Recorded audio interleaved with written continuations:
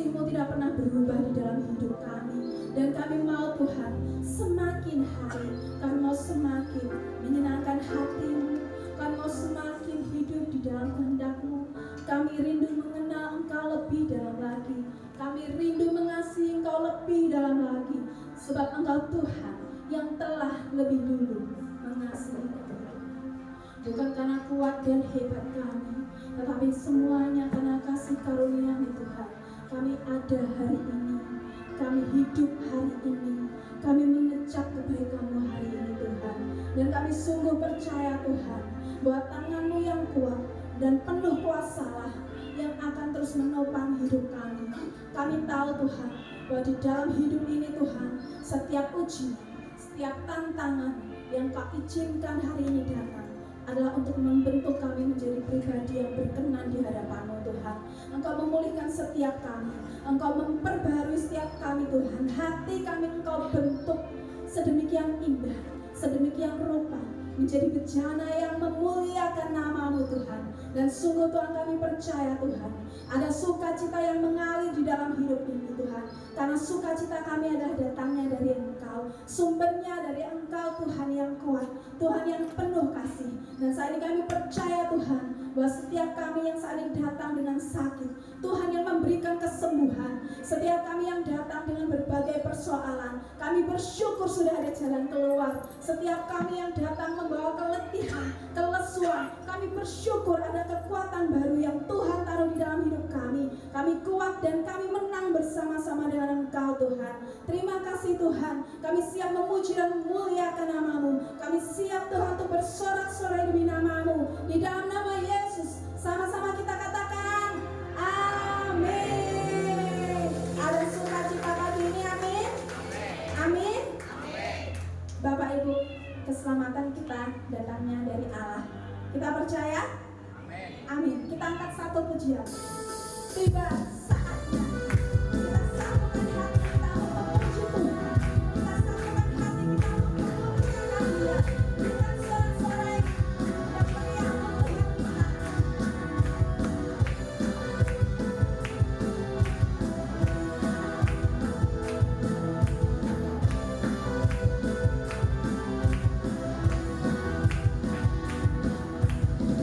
Tiba saatnya kami beribu.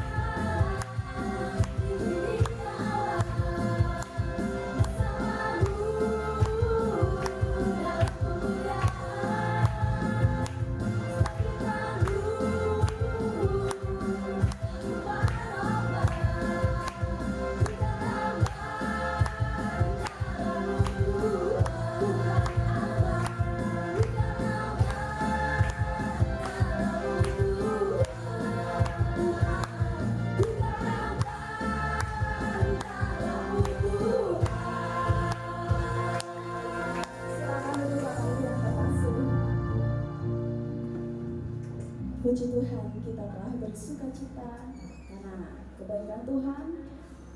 Tiba saatnya kita menerima kebenaran firman Tuhan, bahwa Tuhan sendirilah yang menaruh firman itu di dalam hati kita. Mari kita melembutkan hati kita, kita siapkan hati kita untuk mendengar dan mengerti apa yang menjadi kehendak Tuhan untuk hidup kita. Sebab tangan Tuhan tak kurang panjang untuk menolong hidup kita, dan telinganya tak kurang tajam untuk mendengar setiap seruan kita. Percayalah bahwa ada mujizat di dalam bersyukur. Teguhkan imanmu di dalam Tuhan.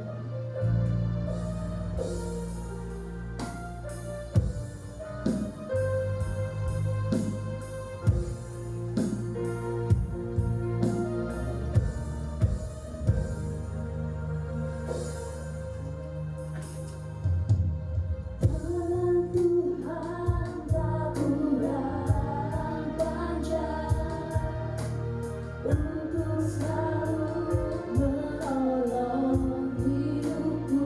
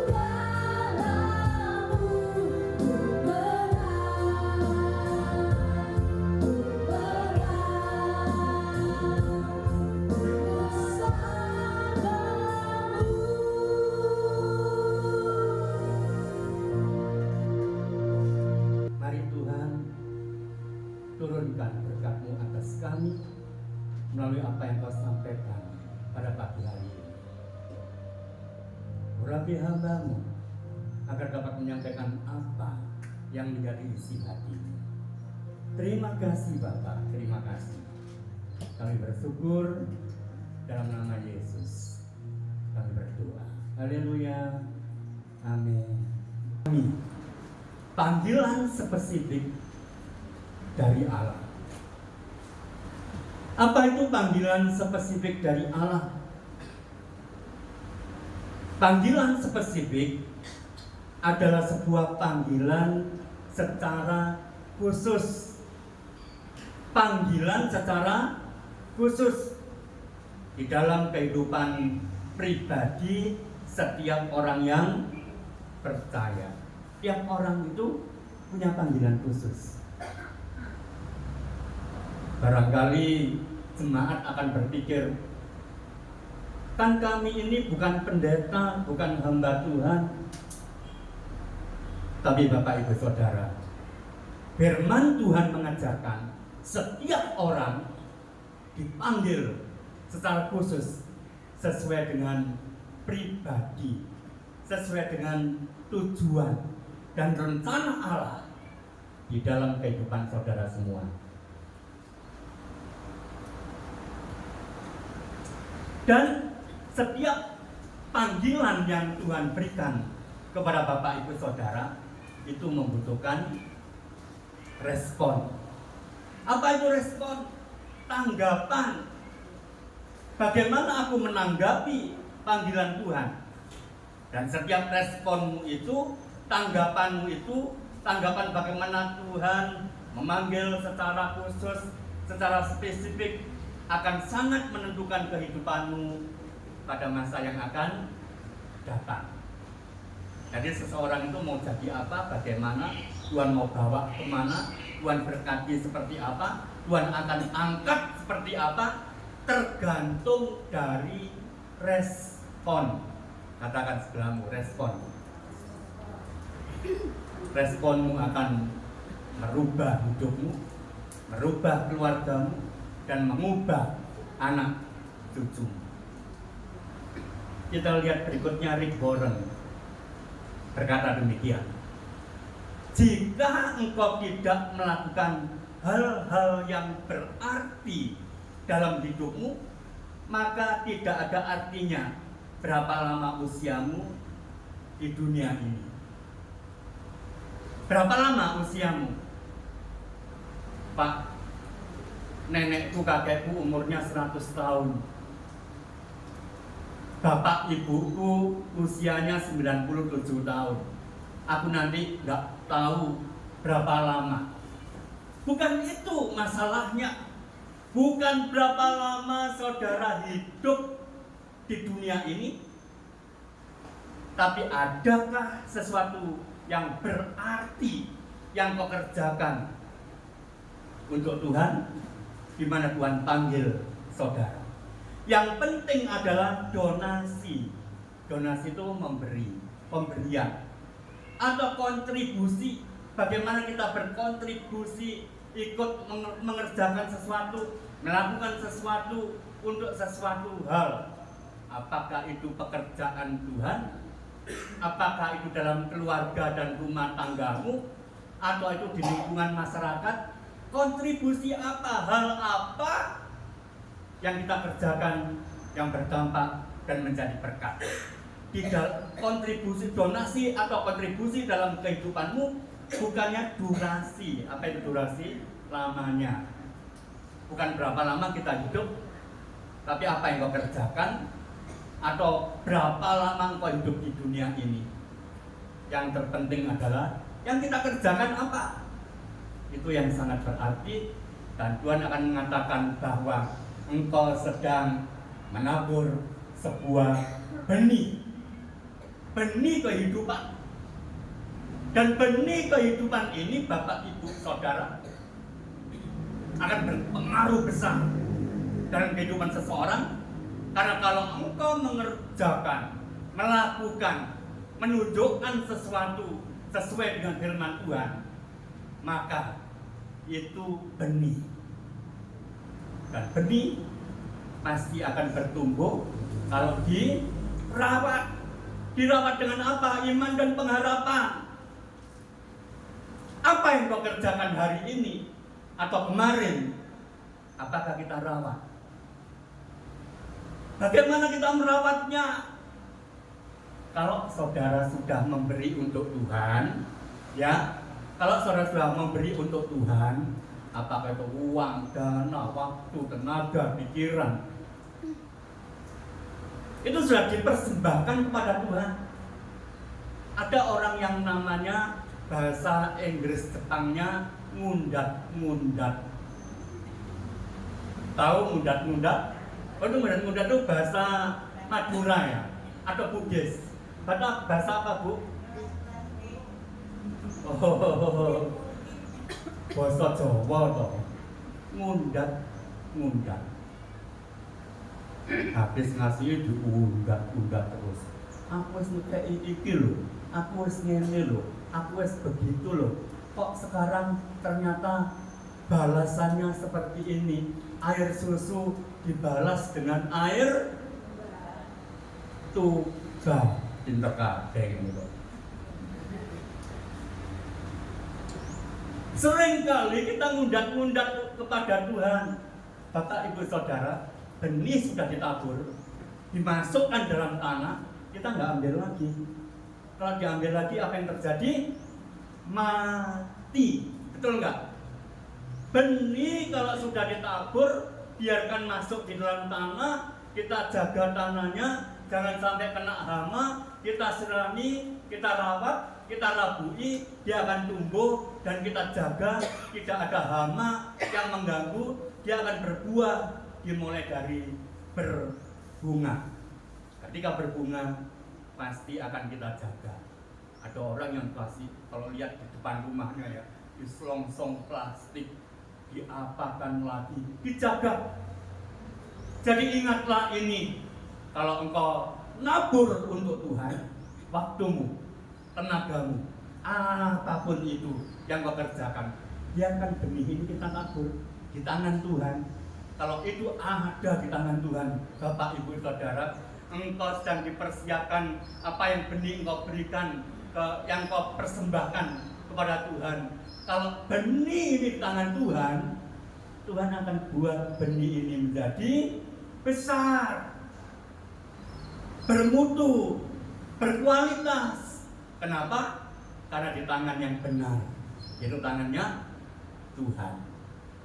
Jadi itu sebabnya Rick Warren mengatakan yang berarti ada, yang kau lakukan adalah yang berarti bagi Tuhan, yang kau taburkan, bukan lamanya, tapi apa yang kita persembahkan buat Tuhan. Ketika engkau salah, melakukan sebuah kesalahan, dan kau menarik kembali dari Tuhan, yang namanya tadi bahasa Jepang yang mundat-mundat itu ya, persembahkan kepada Tuhan. Tuhan, aku persembahkan di kakimu sebagai persembahan yang harum di hadapan Tuhan.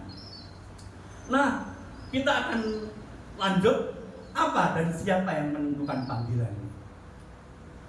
Apakah yang menentukan panggilanmu itu Pak Kris? Enggak, Bapak Ibu Saudara. Kalau saya yang panggil itu bisa salah, tapi kalau Tuhan yang panggil enggak pernah salah. Coba baca ini Yohanes 15 ayat yang ke-16. Bukan kamu yang memilih aku, tetapi akulah yang memilih kamu. Dan aku telah menetapkan kamu supaya kamu pergi dan menghasilkan buah, dan buahmu itu tetap, supaya apa yang kamu minta kepada Bapa dalam namaku diberikannya kepadamu. Yang panggil siapa? Tuhan. Yang panggil saudara dan saya itu Tuhan. Gak peduli engkau latar belakangmu seperti apa, siapa dan bagaimana, gak peduli. Tuhan gak lihat latar belakang kita. Tuhan gak melihat siapa kita dulunya. Apakah engkau orang miskin, orang kaya, orang sedang-sedang saja? Apakah engkau perempuan atau laki atau tua atau muda, gemuk atau pendek atau kurus? Tuhan gak peduli itu. Dia peduli dengan respon. Kalau engkau peduli dengan respon Tuhan dan merespon dengan baik, maka Tuhan berkata, sekarang benih itu di tanganku. Maka Tuhan berkata, aku yang panggil kamu, bukan orang lain, bukan kita yang memilih, tapi Tuhan yang panggil, sehingga hari ini saudara percaya kepada Tuhan Yesus. Engkau percaya kepada Tuhan Yesus yang pertama itu adalah karena panggilan Tuhan, pekerjaan Roh Kudus yang bekerja dalam hatimu, sehingga engkau percaya kepada Tuhan. Setelah dipanggil, nanti kita akan lihat panggilan Tuhan itu yang spesifik itu seperti apa. Tapi Tuhan berkata, Tuhan, satu ya, Tuhan yang panggil saudara. Yang kedua, supaya kamu pergi dan menghasilkan buah. Jadi panggilan kita ini hasilnya apa, Bapak Ibu Saudara? Namanya DUAH, buah. Tiap orang akan berbuah sesuai dengan apa yang ditabur. Tiap orang akan mendapatkan berkat sesuai dengan apa yang dia tanam. Ingat waktu yang lalu saya mengatakan bahwa ini loh, ini benih ini kelihatan kan nggak semua berbuah ya, nggak semua pohon yang ada di sini berbuah. Tapi ada yang ketika ditanam dari akarnya tumbuh tunas baru. Dari satu pohon jadi 2, jadi 5 dan seterusnya. Itu kalau dirawat Bapak Ibu Saudara. Pohon yang berbuah juga demikian. Pohon apa yang kita tanam, salak, rambutan, duku, atau mangga? Buahnya sesuai dengan apa yang kita tanam. Dalam kehidupan rohani, kehidupan orang yang percaya, itu menabur banyak hal. Tuhan itu kasih kesempatan yang luar biasa. Dia nggak pandang bulu, dia nggak pilih-pilih. Oh, kamu ini kalangan rakyat jelata, miskin, nggak punya apa-apa. Yang lain berkata, kamu dasar preman, masa lalu itu jahat, keji. Atau mungkin Tuhan berkata, lihat engkau dulu punya masa lalu yang sangat jelek. Tuhan katakan apa? Dia panggil seseorang karena apa? Karena memang latar belakang manusia itu banyak yang jelek, yang buruk. Lalu kenapa Tuhan panggil? Untuk mendandani saudara, untuk memulihkan hidup kita.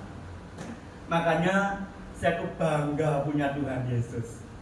Dia nggak pernah selalu ngomong masa lalumu. Coba, ayo kita catat ya.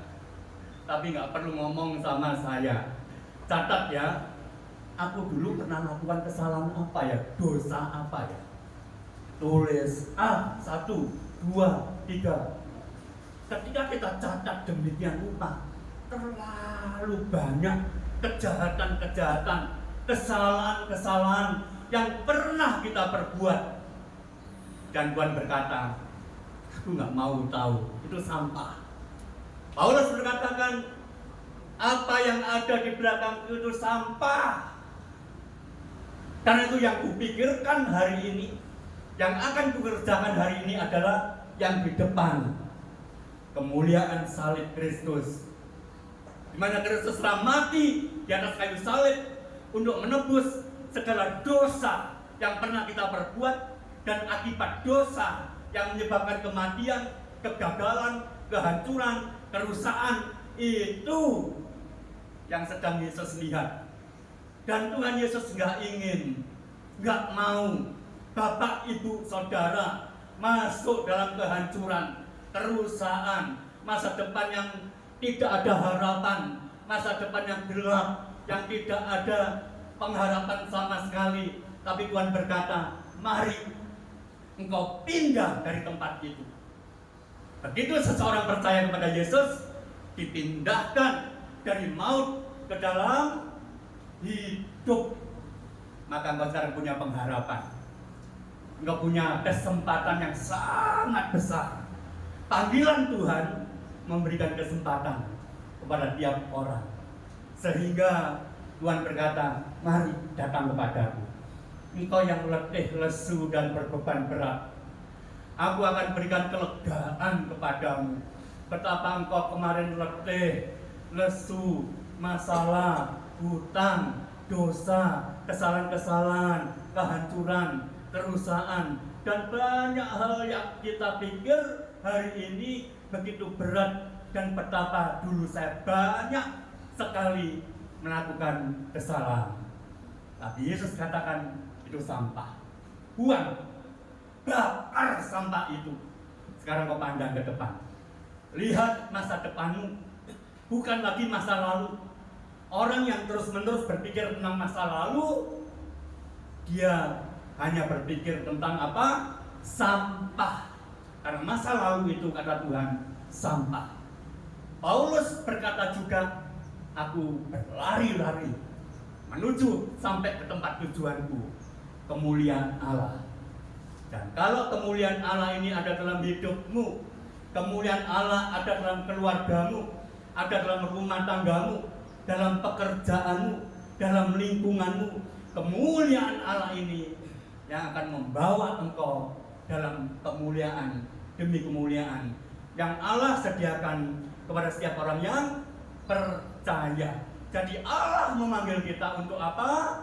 Berbuah, berdampak bagi orang lain. Coba lihat Roma 8 ayat 28. Ini ayat yang sering kali kita baca. Kita tahu sekarang bahwa Allah turut bekerja dalam segala sesuatu untuk mendatangkan kebaikan bagi mereka yang mengasihi Dia, yaitu mereka yang terpanggil sesuai dengan rencana Allah. Apa itu maksudnya? Segala sesuatu yang terjadi kepada Bapak, Ibu, Saudara, dan saya dipakai oleh Tuhan untuk membentuk, memproses kehidupanmu, masa depanmu. Hal-hal yang mungkin, oh dulu aku melakukan kesalahan, gak apa-apa. Yang penting bukan dulu, yang penting sekarang akan datang. Besok engkau akan apa? Itu yang terpenting, Bapak, Ibu, Saudara. Jadi ketika Tuhan izinkan terjadi sebuah masalah dalam kehidupanmu, itu kemudian memproses kita dan membentuk kita. Pada suatu kali saya ketemu berapa tahun yang lalu, bertemu dengan rekan teman hamba Tuhan. Dan ketika saya bertemu dengan rekan hamba Tuhan ini, lalu apa yang terjadi, Bapak, Ibu, Saudara? Dia ngomong begini, aku mau mengumpulkan wanita-wanita yang hamil di luar nikah. Aku mau cari mereka, saya kumpulkan di rumah saya. Saya akan bentuk sebuah tempat. Saya akan bawa mereka untuk dekat dengan Tuhan, untuk cari Tuhan. Loh, bukankah mereka adalah orang-orang yang melakukan sebuah kesalahan pada masa lalunya, hamil di luar nikah? Tapi teman saya berkata begini, orang itu sudah melakukan kesalahan. Masa lalu dia hidup sebebas-bebasnya. Akhirnya dia hamil ditinggal pacarnya. Dia hamil gak tahu siapa orang tua anaknya, dan lain sebagainya. Tetapi aku akan kumpulkan mereka, bawa mereka, ajak mereka lihat ke depan bahwa Tuhan Yesus punya rencana dalam hidup. Bahwa Tuhan Yesus akan membawa anak-anakmu yang dianggap anak haram ini, anak yang demikian rupa. Tapi aku mau supaya anak-anak ini lihat Tuhan, pandang Tuhan, hidupnya dipulihkan oleh Tuhan. Kenapa? Apa yang terjadi dalam kehidupan seseorang tergantung dari responnya. Apakah dia menyalahkan Tuhan, menyalahkan orang lain, lari, tidak bertanggung jawab, atau masuk dalam rencana Tuhan dan berkata, Tuhan, aku sudah salah. Aku mau, aku rindu.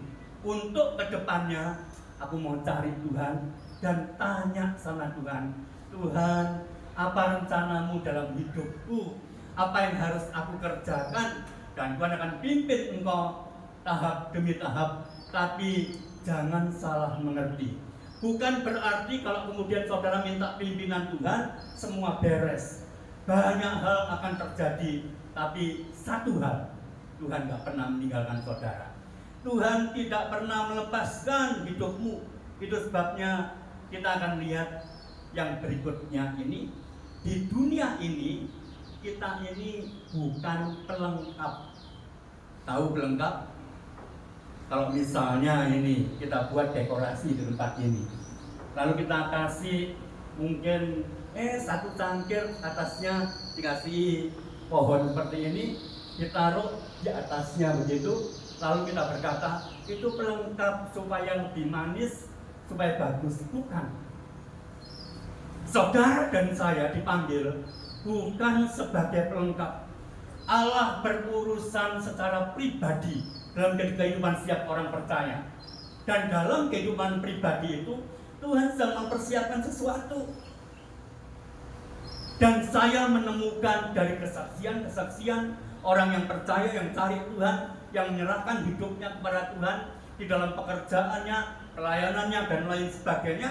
Dia berkata apa? Aku dulu nggak ngerti. Ternyata Tuhan punya rencana yang luar biasa dalam hidup. Aku ini punya masa lalu yang tidak berarti, tanpa pengharapan, gelap, hancur, rusak. Tapi ketika hidupku kutaruh di tangan Tuhan, dan apa yang terjadi Bapak Ibu Saudara, lalu Tuhan mulai pimpin orang ini. Satu orang dalam satu keluarga dibentuk, diproses dari orang yang tidak ada pengharapan, orang yang tidak dapat dipercaya, tiba-tiba berubah. Tuhan mengubah orang ini menjadi orang yang setia, orang yang cari Tuhan, orang yang sangat bisa dipercaya. Orang yang tadinya kata-katanya tidak bisa dipercaya, tiba-tiba dia menjadi orang yang dapat dipercaya. Dulu kalau dia berkata hari ini tempe, sore jadi kedelai, berubah kata-katanya. Tapi hari-hari berikutnya, ketika dia serahkan hidupnya kepada Tuhan, dia berubah.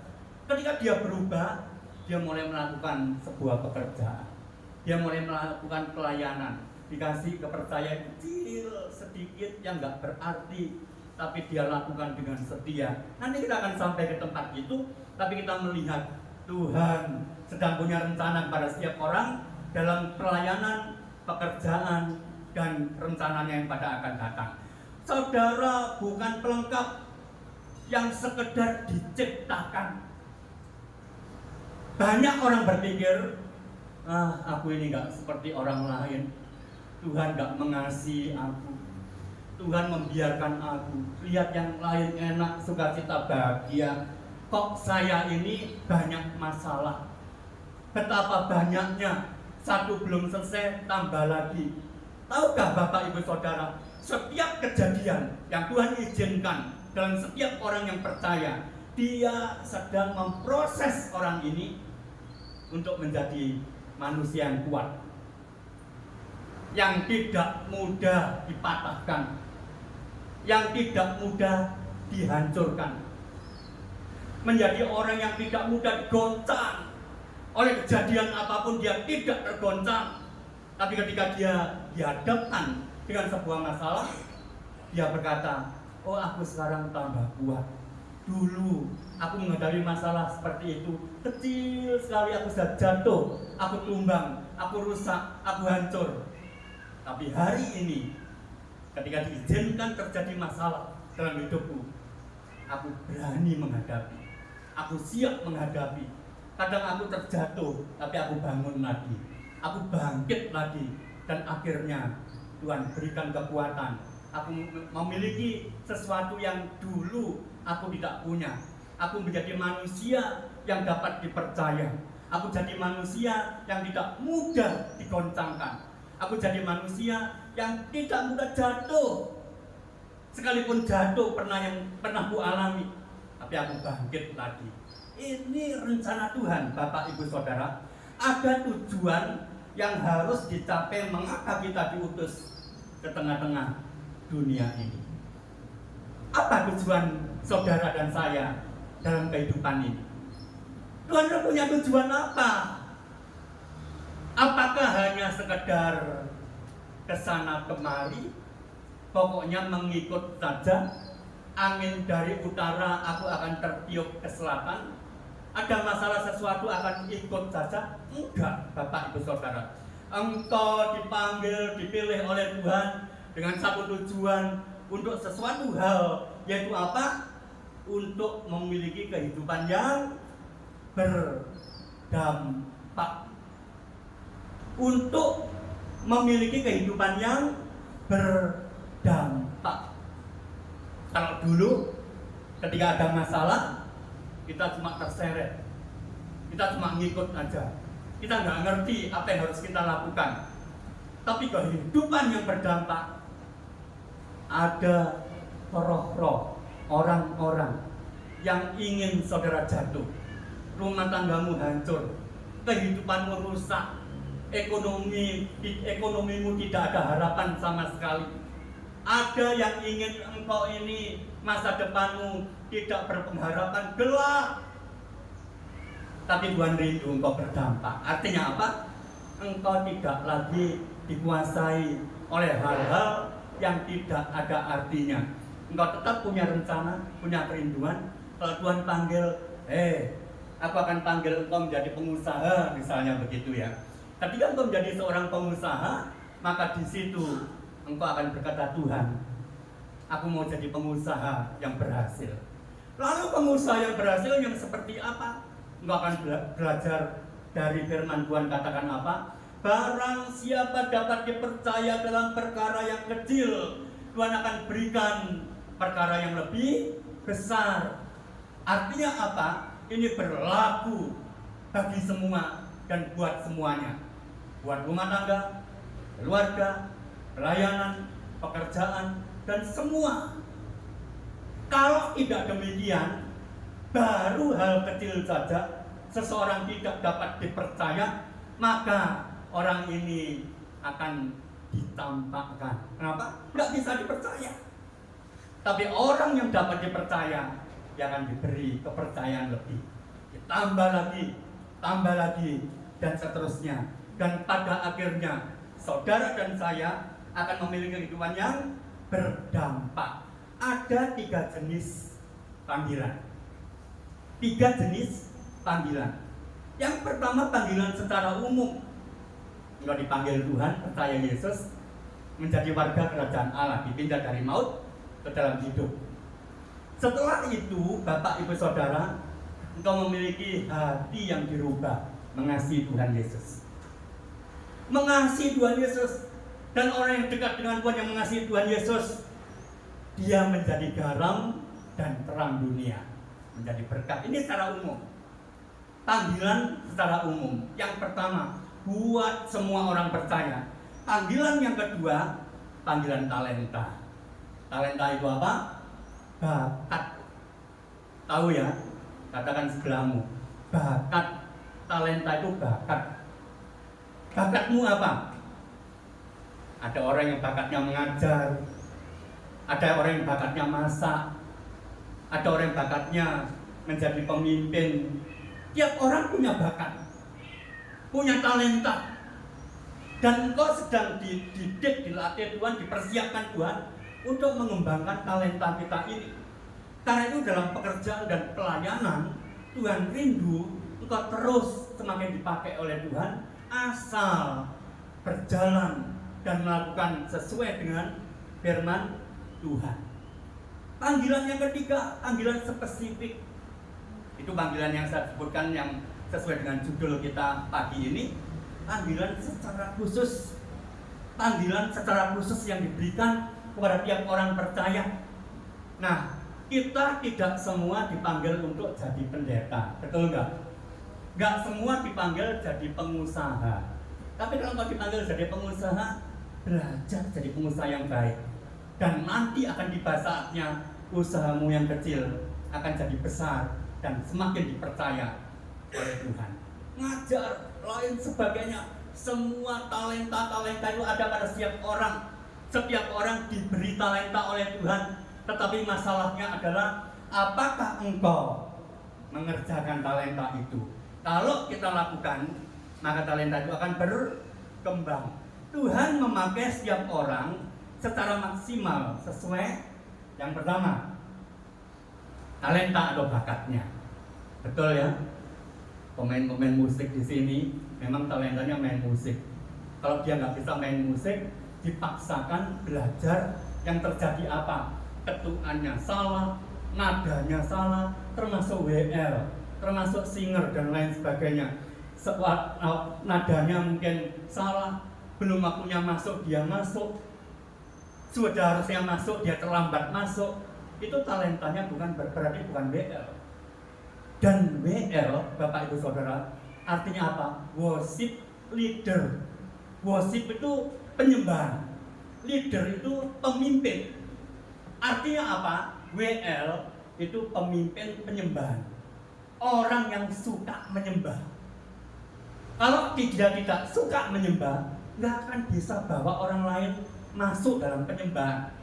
Ketika saudara dan saya mau dengar firman Tuhan, kita nyanyi, memuji, menyembah, itu mempersiapkan hati kita masuk dalam hadirat Allah.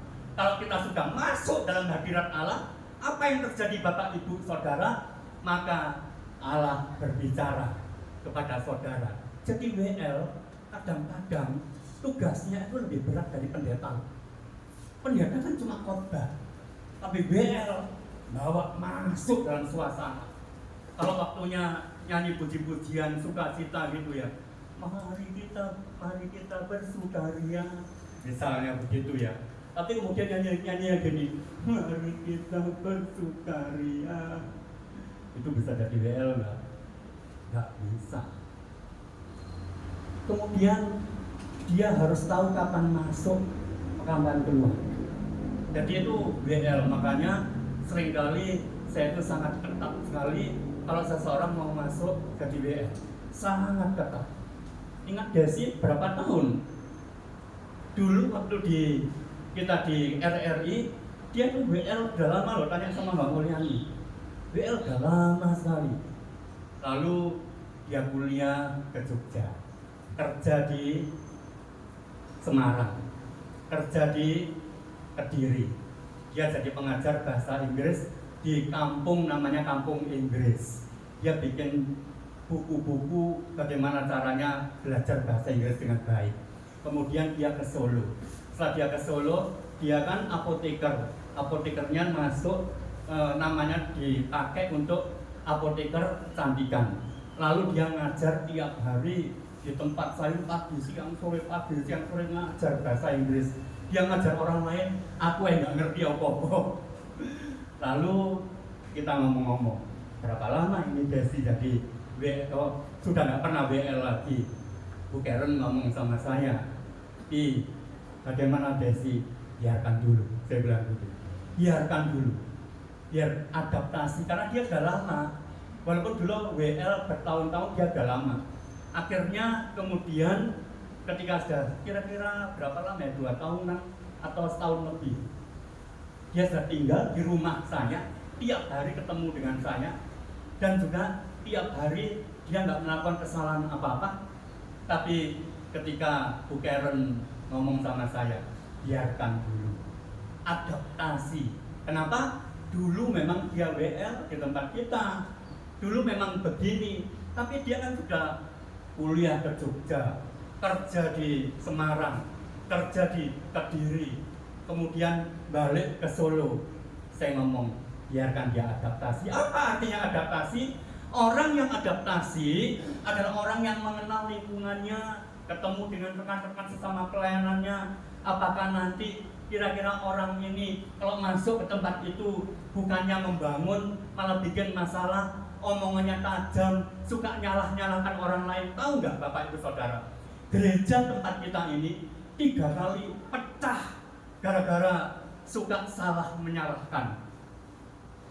Salah menyalahkan, ini salah, itu salah. Saling menyalahkan. Saya bilang, saya nggak mau menyalahkan orang lain lagi.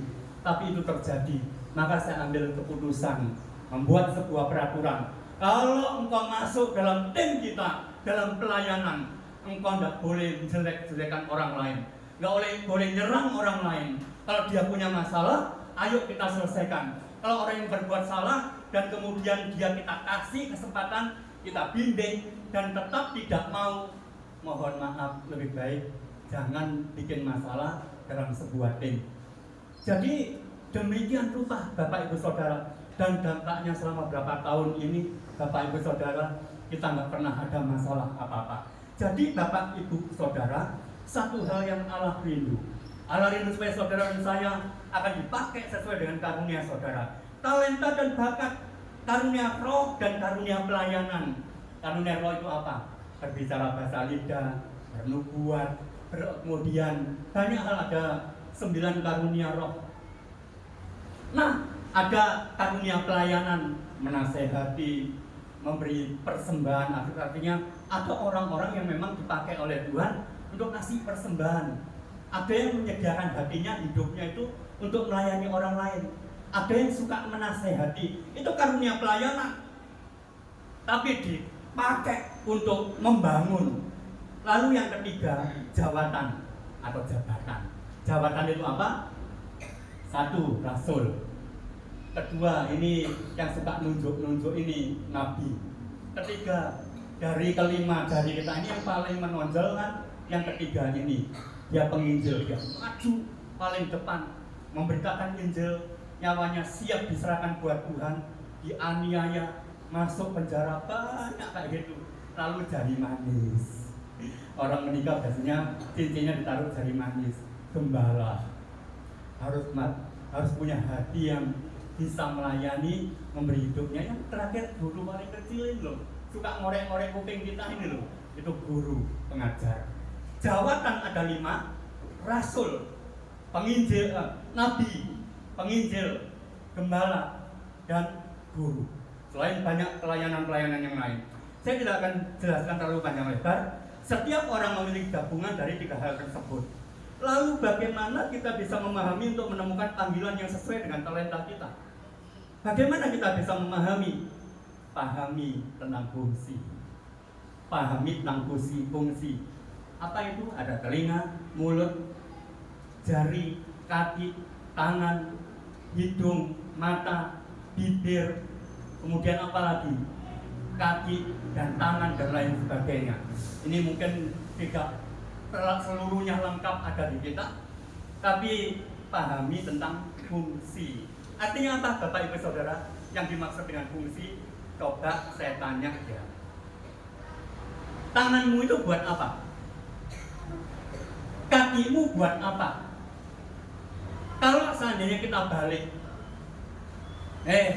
coba ya, kamu berjalan bukan dengan kakimu, tapi dengan tanganmu. Repot enggak? Angel. Karena kaki untuk berjalan, tangan untuk melakukan sesuatu, nulis, buka HP, WA, buka YouTube, dan lain sebagainya. Ini tangan, main musik pakai tangan. Jadi kita lihat beda-beda. Kalau seseorang mengerjakan pelayanan, dia keperontalan dan tetap nggak bisa diajari, tetap nggak bisa.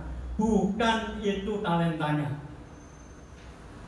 Bagaimana saudara berfungsi? Kaki untuk berjalan. Jadi kalau pelayanan memang orang yang dipakai untuk main musik, ya memang orang yang punya bakat musik. Ada orang yang suka nasihati, tapi nasihatinya bukan nasihati untuk membangun, tapi ngilok orang lain. Kamu berdosa, lebih baik kamu tinggalkan Tuhan. Kamu nggak layak jadi anak Tuhan. Ini bukan penasehat, ini penghancur, perusak. Orang yang menasihati itu membangun. Jadi ada banyak pelayanan-pelayanan harus sesuai dengan tujuan Tuhan, berdampak menjadi berkat. Jadi dalam pelayanan apa engkau berfungsi dengan baik? Ayo kita renungkan. Aku bisanya apa ya? Minimal doa. Tapi ada banyak orang nggak suka doa. Jangan lagi doa 1 jam, doa 1 menit saja nggak mau. Bukan karunianya berdoa. Padahal doa itu adalah nafas hidup orang yang percaya. Jadi Bapak Ibu Saudara, orang yang melayani dengan nyaman, bisa, mudah, itulah karunianya. Kembangkan itu, kerjakan. Saya percaya orang-orang pelayanan dari hal yang tadinya nggak nampak apa-apa, nggak kelihatan apa-apa, tapi ketika dia tekun, dia setia, pada saatnya Tuhan berkata, anakku, engkau telah melakukan karunia, talenta yang kuberikan kepadamu. Aku akan tambahkan kepadamu kepercayaan. 1 talenta jadi 2, 2 jadi 4, 4 jadi 8. Itu yang akan Allah kerjakan dalam hidupmu. Bagaimana dengan tugas awalmu?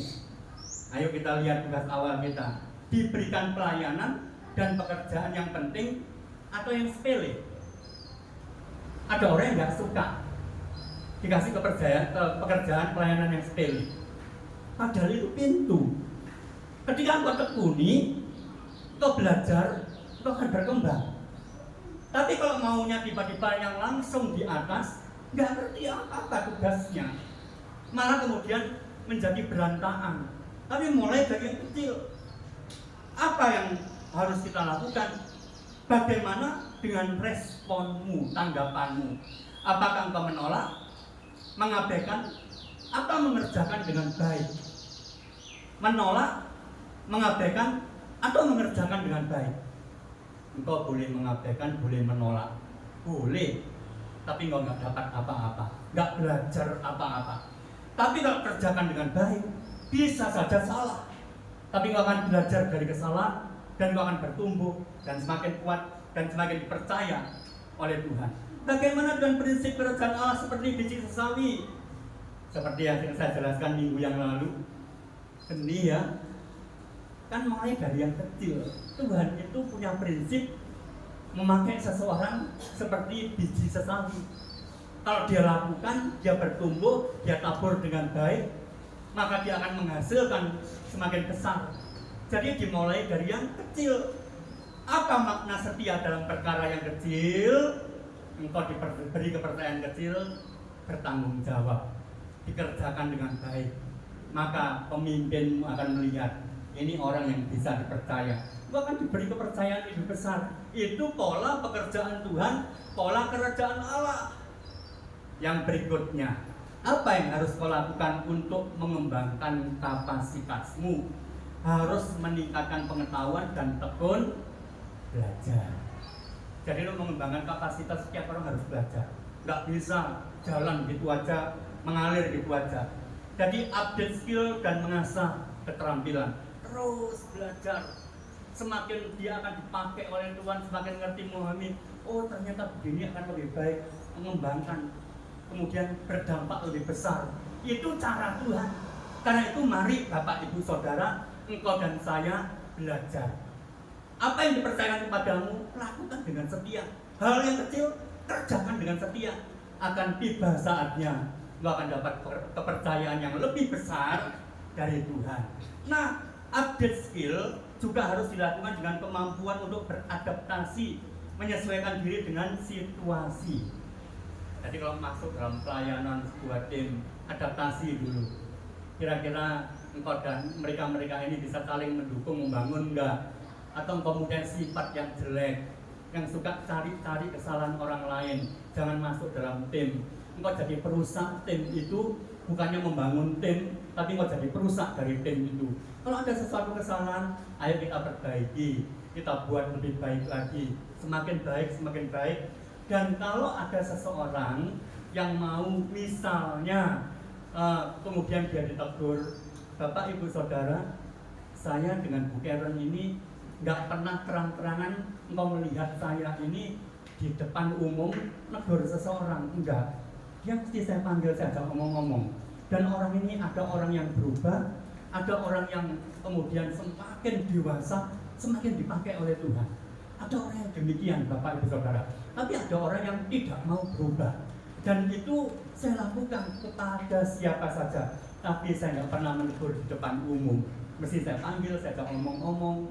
Jadi ada orang-orang yang tak panggil, saya ajak ngomong-ngomong. Ada dua kemungkinan, tak kasih kepercayaan atau tak tegur.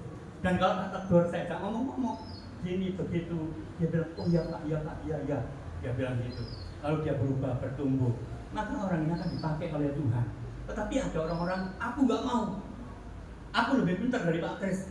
Ya sudah, aku kan nggak paksa seseorang untuk seperti itu. Jadi Bapak Ibu Saudara, adaptasi artinya engkau masuk dalam sebuah lingkungan di mana engkau masuk di situ untuk jadi berkat, bukan untuk penyerang, bukan untuk saling salah menyalahkan.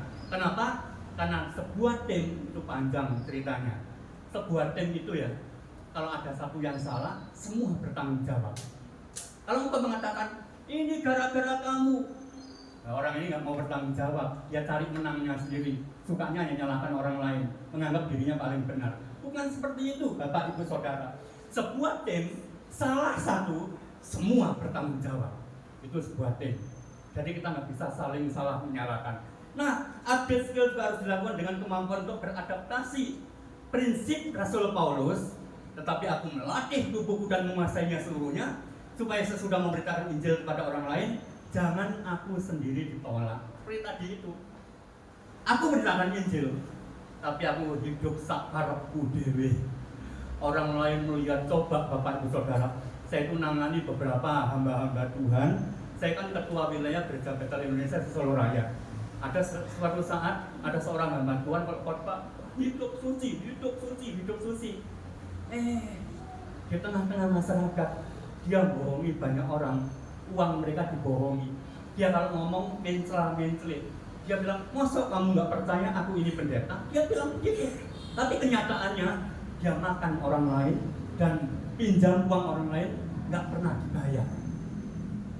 Saya panggil orang itu, dia berkata, nggak bisa Pak Kris, ya sudah, saya kasih pilihan, mengundurkan diri atau Gereja Betel Indonesia pecat saudara.